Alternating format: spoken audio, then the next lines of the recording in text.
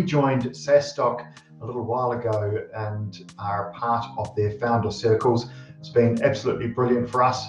We first came into it to further our community, our reach, our network, and to learn from some of the world-class speakers that SaaStock has come and speak. And I have to say, it has been absolutely superb for us. Welcome to the SaaS Revolution Show. I'm your host, Alex Theuma. Delighted to be joined today by the CEO of Typeform, Joaquim Lecha. Welcome, Tim. Kim, even. Hi, Alex. So happy to be here. Yeah, great to have you on the podcast, Kim. I think for the first time, we've had you on a few virtual SaaStock events and at a SaaStock local event in Barcelona. First time on the podcast, and then soon, very soon, I can't wait. SaaStock 2022 in Dublin this October, which I'm delighted that you're speaking at and flying over from the US now, because that's where you're based. You've moved from Barcelona to the West Coast, right? Right. Only 2 weeks and a half ago. So this is a very recent move. But yeah. In any case, I wouldn't miss SaaStock for anything. So very happy to be there. Good stuff. Good to hear. How has the move been, like, stress-free, or has it been like, these things are always stressful, right? But how has it been? I'm very happy about it. It's been intense, but I can say that after a couple of weeks, we are all settled in, and I'm very fortunate, because my wife, my daughter have been helping a lot, and we have, we need to adjust still, but yeah, here we are, and we are already fully operative. Excellent, great stuff. A new chapter and journey of your life. So it must be very exciting. So Kim, tell the audience, who is Joaquim Lecha? Joaquim Lecha, professionally speaking, I think Kim is a builder. I love building businesses, building companies. I think companies have a very important role in society. They can be a force for good, and I love building companies in a very healthy way. Companies that will be successful for their customers and their employees and partners and shareholders and our communities in general. So that's one element. The second element maybe is I'm an eternal learner. So I'm always trying to learn new things, trying to expose myself to something new, trying to be a little bit always outside my comfort zone. And I think this is kind of an infinite journey, but just trying to be better always, one step at a time. Love that. Similarly, I love the eternal learning thing. And, I certainly try to be. I didn't until I would say much more kind of recently, and certainly the last 5 to 10 to 5 years, but probably more 5 years or so. If any regret, like I thought about this question, which actually nobody asked me, but I thought it might come up as a podcast question at one time. But if I had to speak to my 20-year-old self, it would be to kind of read more, certainly like and learn more during my 20s, instead of like I was more a party guy, during that time. And it was only in my 30s that I really kind of started learning and, really applying myself to learning and reading.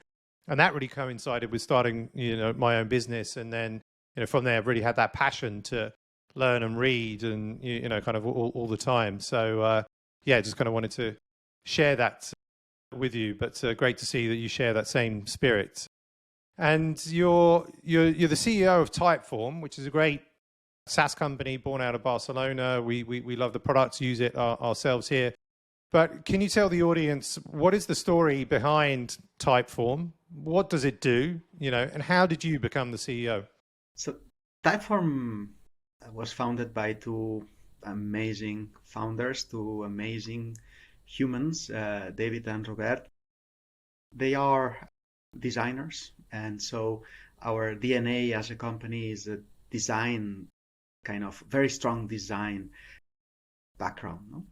And it started as a, in the world of data collection and forms and online forms and surveys and quizzes. it became the nice, the beautiful, the easy to build, beautiful form, right? And people, many different professionals started using it because they loved it. It was easy to build, and it was providing a great experience for the respondent, who in the end is the people who actually devote their time. And this was Typeform 1.0. What we realized is that online interactions are happening everywhere for all sorts of reasons, for e-commerce, e-learning, e-entertainment.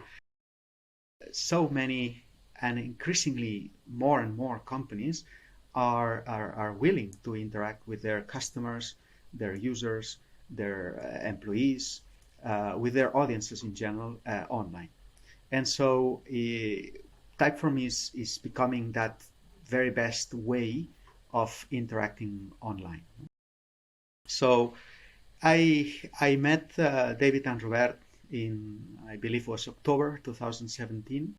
I was coming back from Stanford Executive Program, where I met somebody that knew them and introduced me to them. And we immediately hit it off, right? So I was working at a company back then that was literally 10 minutes walking distance from the offices of Typeform. And so I could go there once every 15 days, have a coffee, have a lunch together, talk about the company, their vision, what their dreams were, how would they think about going about them.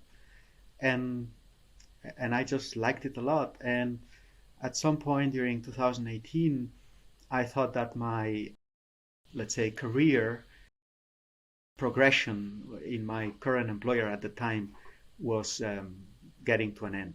I couldn't see effective ways of contributing to the company and keep learning, keep progressing in my career.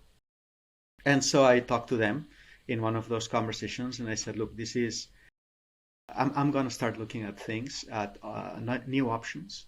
And then they said, why don't you join us? And yes, I decided to join them because, one, I loved their vision. I knew it by then, and I loved it. Two, I loved them. I could really see myself working alongside them. And three, because I knew the company a little bit, I could see that there were things that the company needed that I could contribute to, that I could really help the company, that I could be effective in that company.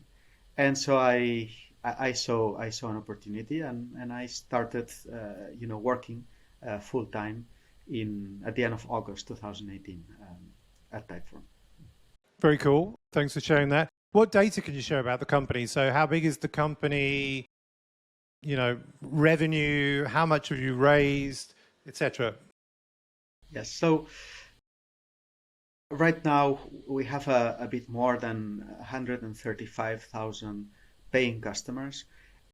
Customer for me is always the first, is a key, let's say, mark of success. The more we can have and the happier they are, the more successful we are. These customers are interacting with their audiences around 50 to 60 million times, let's say, per month. So we have around 55 to 60 million fully submitted, fully closed interactions per month. And we by our accounts, we are enabling these customers to reach around 2.3% of the global population on a yearly basis. So these are numbers that are very important to me, because in the future I would love to be able to help more than 1 million companies and facilitating billions of interactions, and hopefully enabling these interactions with 15 or 20% of the global population. Currently, we are almost at $80 million of ARR, and we are around 450 Typeformers across the world. I mean, we are very much distributed. The head office or the main office used to be in like Barcelona, and And I know that there was a US office kind of opened, and certainly like pre-COVID, I remember David Apple, who's kind of like leading that, friends with him. So now is like post-COVID world, is it very kind of distributed? Are people going back into the office? Does that lovely office with all the big plants and stuff kind of still exist? So we became remote first. We decided that very, very consciously to give people the flexibility to live where they wanted. At the same time, we also were able to then hire people where talent was based, right? And we didn't necessarily need to ask people to come and work for Typeform in Barcelona. So now we have a growing team in the US. There's a lot of people in the Bay Area, generally in California, but also, let's say, also in the Seattle area, so West Coast, and some people in Midwest and in the East Coast. And there's a significantly growing team in the UK. We have like 75 employees in the UK right now, a growing team in Germany. And still, of course, because of the history of Typeform, there's a very large team in Barcelona and in Spain, generally speaking. But we are remote first. And so we meet face to face, in person, offsites, team offsites, and so on. But there is no obligation to go to an office on a daily basis. And I think it was in March or roundabouts then, and certainly before, like, the current sort of macroeconomic environment went, had a big downturn, shall we say. Typeform raised 135 million in a Series C round. Yeah, I like from that, and then that took you, I think, to unicorn status. So it's like some people like it, but it's an achievement in itself. What lessons can you share from the fundraising experience? Maybe one or two lessons, from that. So if that was an advice based on our experience, I would say we prepared very well. So we were ready. We devoted time to make sure that our narrative was clear. We devoted a lot of time to, kind of understand truly our strengths from the perspective of the investors as well. What do they care for, and what will they like from our strengths, and also what are our weaknesses. Our company, our business is still in the making. It's not perfect in every aspect. I don't think there is one that is perfect in every aspect. So, but we are in that process of improving always, continuously. And we were also very transparent about that, because we felt comfortable. This is our strengths. These are our weaknesses. We know them. We acknowledge them. We know how to go about them. We have plans to improve, to mitigate, and at the same time to keep growing on our strengths, right? Based on our strengths. So I think that clarity and that transparency, understanding who you are, you then can also attract the right kind of partner. And I consider my shareholders partners in the business, right? So we are, for instance, very much thinking long term. So our partners have to be those that also agree with thinking long term. Otherwise, we could create inconsistencies in the future. So I would say, be honest, be ready. Yeah, and maybe also be ready, because it's going to be intense. You don't want to make it very long. You want to make it as short as possible, but intense. And there will be things that, even if you have prepared a lot, they will be new requests, maybe a question that you hadn't thought about from that perspective. In that sense, you have to devote time. So it truly is something that you have to be 120% on it when it happens. Great advice there. Thanks for sharing that. And not long after you raised the Series C, like I mentioned, the global markets took a bit of a downturn. Public company stock prices tanked, SaaS valuations, really fell. And the VC's mantra, of growth at all costs, which had really been kind of pushed for many years, is seemingly like no more. And VCs are talking about maximum, efficiency, looking to have their portfolio companies run a bit more like bootstrap companies. Now, in our kind of preparation call, I've learned that this is not really kind of new for Typeform, even though you're VC backed, actually running the businesses, with maximum efficiency and operational efficiency is always sort of been the case. So why is that? Why have you not had like the VCs saying growth at all costs and spend more money and we don't care about profitability? And why have you been a little bit maybe contrarian and had also the understanding from VC partners to run a business like that? So yeah, tell us a little bit about that. Yes. I think, well, first of all, I would say this is a timely conversation given the circumstances in the market. And I would add to that is not only timely, but also timeless, right? So, and this is founded or grounded on my own conviction. Maybe going back to who I am, I said a builder of businesses that succeed, that grow healthily, right? And I believe in that growing healthily. I believe in building businesses that are here today and here forever. I believe in creating value, right? So and that has many different, let's say, venues, right? Creating value for the customers, creating value for our employees. But when it comes to shareholders, creating value for me is about, getting more, let's say, out of the same resources, having a lot of return on the investments we do, right? And so the idea of growing at any cost, for me, is not correct. That's why I said maybe now it's timely as a conversation topic, but for me it's also timeless because we should always be growing in a very, let's say, diligent way, responsible way, a healthy way, in order to create value, to maximize that value when it comes also for the shareholders.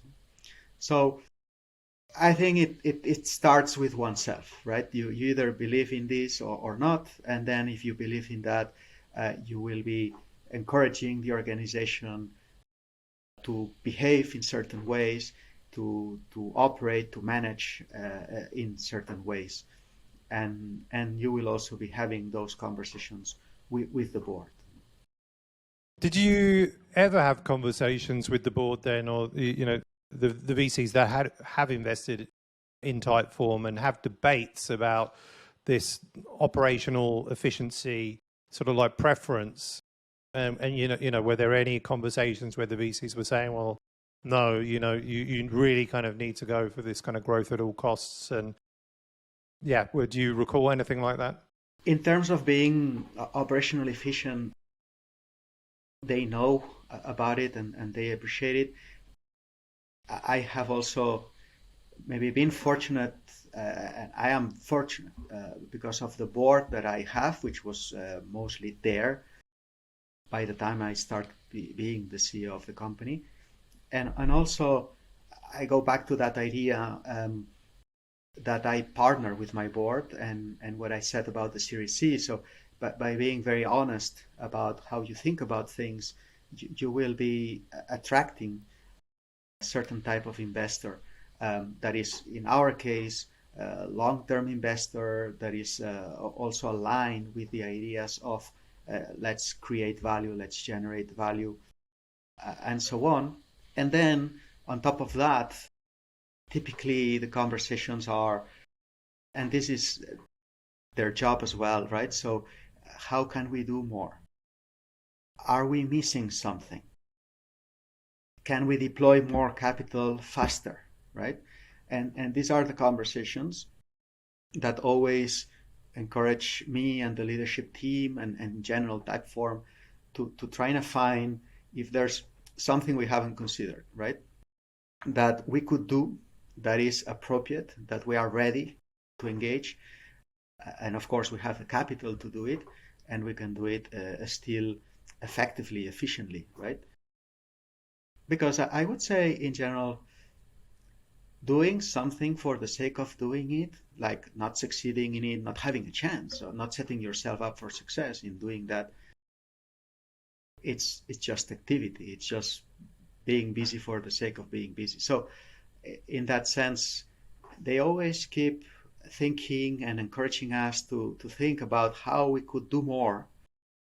And we have that conversation, and we are very much aligned about, yes, and is it the right time, and are we gonna, set ourselves for success, or how can we set ourselves for success? What are some of the examples of operational efficiency that you deploy through the business? There are, let's say, a few. Maybe a general framework for that would be, I think about it in terms of sales, go-to-market, sales, marketing, go-to-market, product engineering, and also general services, let's say administration, finance, people operations, and so on. I believe, for instance, everything around sales and marketing or go-to-market tends to be easier, honestly. So obviously we take good look at things like sales efficiency, CAC to LTV, and in general, the concept of getting a return on the money invested, which in this area is easier. When it comes to product and engineering, for instance, what I am always interested in knowing is how much are we going to invest? So how, in doing something, a new functionality, even thinking about new product like Video Ask, or what does it need to, in order to get there, how long will it take? How much effort in terms of people and time will it take to get us there? And what do we expect out of that, right? And this links to a second big idea, which is the purpose of that action, being very purposeful about that action, and the measure of success, right? So we have a definition of success and a measure to know whether that success is happening or not. And it's not for me, it's also for the team. It's for, my question most of the times is, why do you do this? What do you want to achieve with that? And how do you know you have achieved it, right? So that helps a lot in new functionalities, for instance, because one would say, well, I'm going to devote like 2 months or, like 4 sprints or whatever to do this. I'll devote this squad, and we will get in place or, be able to put in production this functionality. So what's the purpose of that? What do you want to achieve? What job will that do for our customer? And then how do you know that this is happening? And it could be adoption, it could be a number of things that you want to know, right? So that's another element. And a third element maybe to think about it is there are setup costs, and we have to be aware of it, So being operationally efficient cannot be against, but there is an initial investment cost that will take some time to recover. So during some time, you have to accept that this is part of that operational efficiency. It's just that initial setup cost, right? And with that in mind, so for instance, conversations around if we start a new channel, or if we start marketing for a new product, marketing for this new product will be not as efficient as, let's say, that the cost of it per customer, for instance, the cost of acquisition will not be as low as it is for the things that we already are, very efficient, very operationally aware and knowledgeable. And that's fine. That's the process of learning. But I'm always trying to have also an idea of the leading versus the lagging indicator. So the lagging indicator is where you are there and you are operationally efficient, and you can then know, okay, we got there. But in order to get there, there's a number of things that need to happen.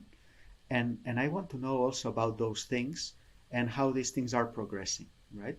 So it's not set and forget. It's a bit about understanding what is implied to go from here to there. And, the team can keep track of that and see if they are getting where they are wanting to get. And that even goes through the initial setup cost. Like for instance, sales, right? So you need to start hiring, because if you don't hire, you cannot sell. And you need to have sales operations and sales enablement. So all of that is setup cost, right? So I want to know, I am aware that we will be investing. During some times we cannot be efficient in that sense, in a strict sense, but there's a number of things that need to happen. I want to know how long they take, and how do we know that we are getting well underway in that sense, so that we can see that we are well aligned with the longer term or mid-term result of it. Given, like, as Typeform has been running in an operationally efficient way, you know, perhaps since day one, but, you know, for a long time, and that if we look at when it was probably like April, May, you know, looming recession, market downturn, a lot of the VCs were then going out to their portfolio companies with like advice and messaging and, you know, decks, etc., like Sequoia did and so on.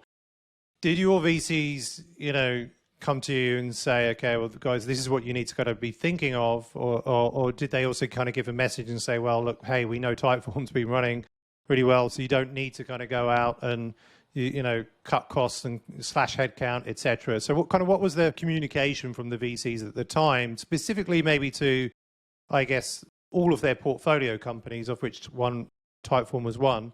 And then was there any specific messaging to Typeform to say, well, look, you know, guys, you're running really well, and you know, maybe this doesn't apply as much to you, or you don't have to do as much as, you know, what we're saying? If you are not operationally efficient and you are growing at all costs or at any costs, what happens is that you receive these messages, and then you have to really fire a lot of people, right? So and we've heard about this, especially also big companies that are more in the news, right? So if you are not operationally efficient, then you have to become operational efficient, or at least try it in the short term. There's a number of things that if you don't have it embedded in your culture, you will not get from one day to the next. So what happens is that you then start cutting costs at all costs as well, right? So you grow at all costs, you start cutting costs at all costs. If you are operationally efficient, the conversation is different. You can still have a conversation around, for instance, levels of certainty and time to return, right? So you might be running efficiently, but you are taking, let's say, a level of risk in your uncertainty, right? 10 initiatives, 5 of them have a level of certainty, you know, to a proper return of, I don't know, 75, 80%. And then there's the other 5 that are at, 25 or 30%, right? And also that is linked, correlates with time for that, let's say, investment back. So 7 or 8 initiatives will return within the next 12 months. And the other 2 or 3 or 4, let's say, will return only after 18 months or 24 months. And that could be the conversation, right? It's how many things are you doing where the confidence level, the certainty of return, and the time to return is maybe longer, the certainty lower than a certain threshold, and then is this the right time to do this, or should we pause it, postpone it, and so on. And that is also linked to your cash burn and your runway, right? So you can do more and be a little bit more risky in that approach if you have a very long runway. If you have a shorter runway, which fortunately is not our case, then maybe you want to focus on where you are more certain and the return is faster. Moving into the sort of quick fire round, what is the one thing that's moved the needle the most for Typeform? I would say Typeform is a product-led growth company, and what really moved the needle for us was adding a few, I would say, even relatively simple, which doesn't mean easy, but meaning not complex, performance marketing motions and initiatives, right? So the product was allowing us to grow, and then we added some basic performance marketing initiatives on top of that, and it helped us even grow faster. What's the best advice that you've ever received? So I try to surround myself by the smartest people and people who have a great deal of experience, so they have seen around the corners that I'm still not even seeing at the end of the street. So there might be a lot of things, but thinking one, clarity of thought, maybe. I would say that there is so much noise, there are so many things that get to us or we generate, and a lot of times we are not fully aware of what do we really think about, how do we really feel, and why do we feel like that. And then without that clarity of thought, we cannot communicate it, we cannot act adequately on it. What's the hardest thing about being a CEO?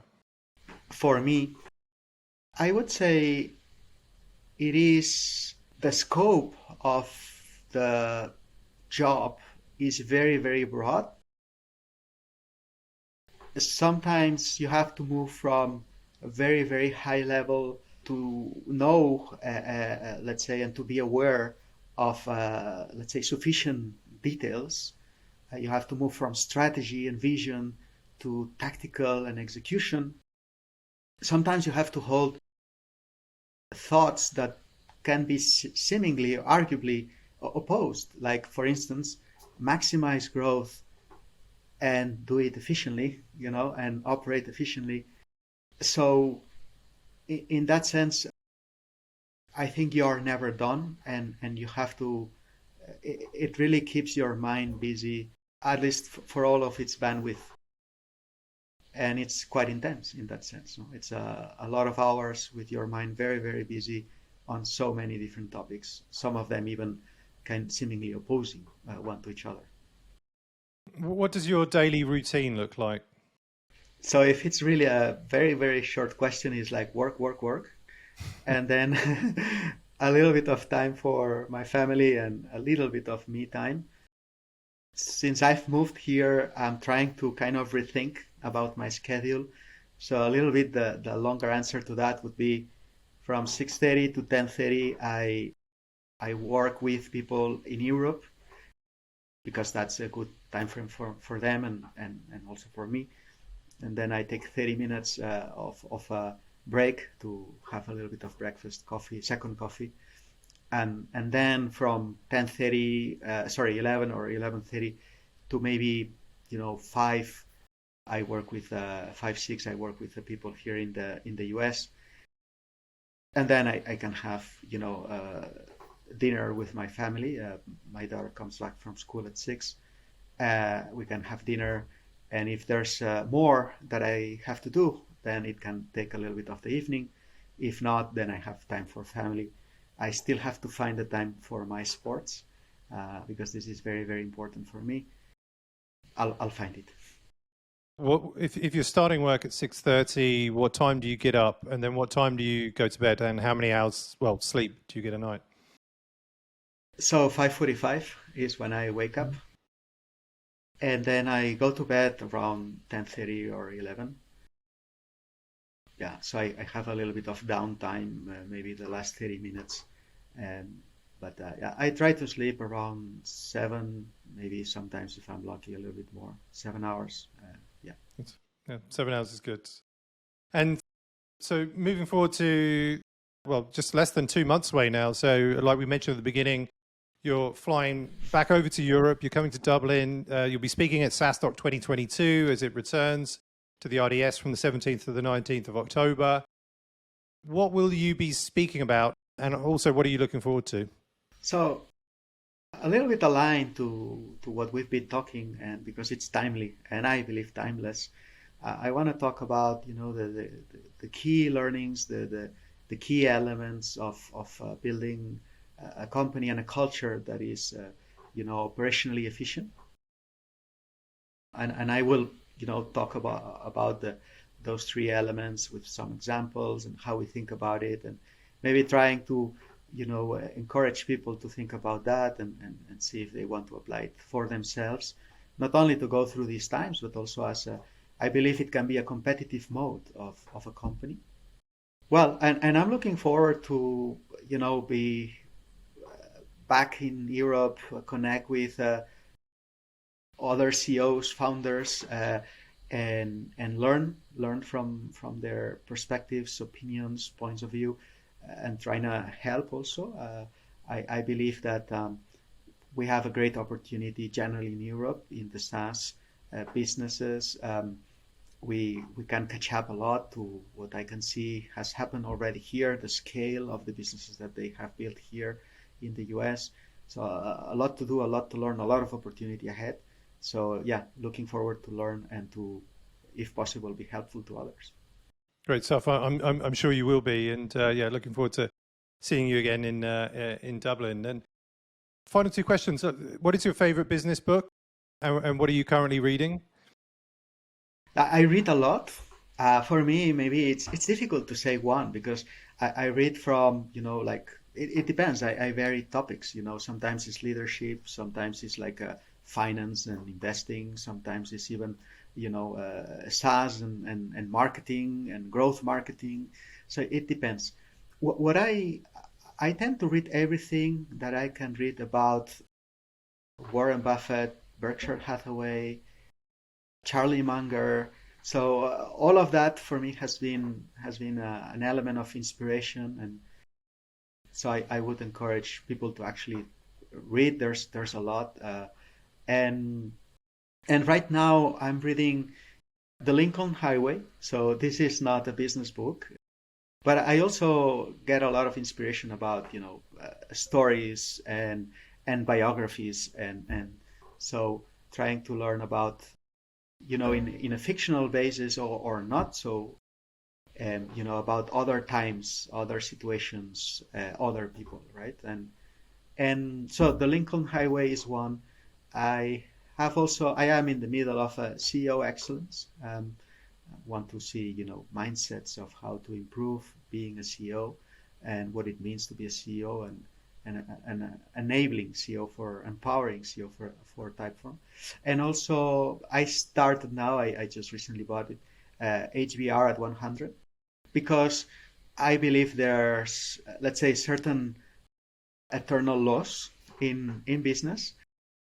Things can change and evolve, but there's, like the law of gravity always applies, and there's some of that knowledge that kind of gets lost or diluted, and it's, I believe, good to go back to it, go back to those basics and things from those fundamental frameworks. Thanks for sharing that. I ordered Poor Charlie's Almanac recently. Yeah. It arrived, and I don't know what I did, but I opened it up and it was all in Korean. So unfortunately, I can't speak Korean, and I must have, either they sent the wrong book or I ordered the wrong thing. So I have to send that back and wait for it to come again. But I'm looking forward to that. I've heard good things. I can say, Alex, I can tell you one thing. I have a very big bookshelf back in Barcelona. I took one book because we came here with 2 suitcases, right? So yep. We were not going to, come with everything. And I took only one book, and that's Poor Charlie's Almanac. And I have 2 copies now, one in Barcelona and one here in the Bay Area. I can send you the Korean version if you want it. I don't think I'll be reading it at any time, but good to know. Good to know it's that highly regarded. Kim, final question. Where can people find you online, find Typeform online? So the Typeform definitely in our homepage, typeform.com. Myself, LinkedIn is the very best way. It's basically the kind of social professional network that I use. That's the very best way. Yeah. Good stuff. And in person, if you want to meet Kim in person, I'm sure tap him on the shoulder at SaaStock and have a conversation with him about Poor Charlie's Almanac or this podcast or whatever. But yeah. Exactly. Yes. Good stuff. Joaquim Lecha, CEO of Typeform, thank you so much for being on the SaaS Revolution Show and sharing with the SaaStock community. Really appreciate it. Congrats on the move to the US, and you're being relatively stress-free in the new chapter in your life, and looking forward to seeing you in Dublin. Thank you for inviting me, Alex. It's been a pleasure.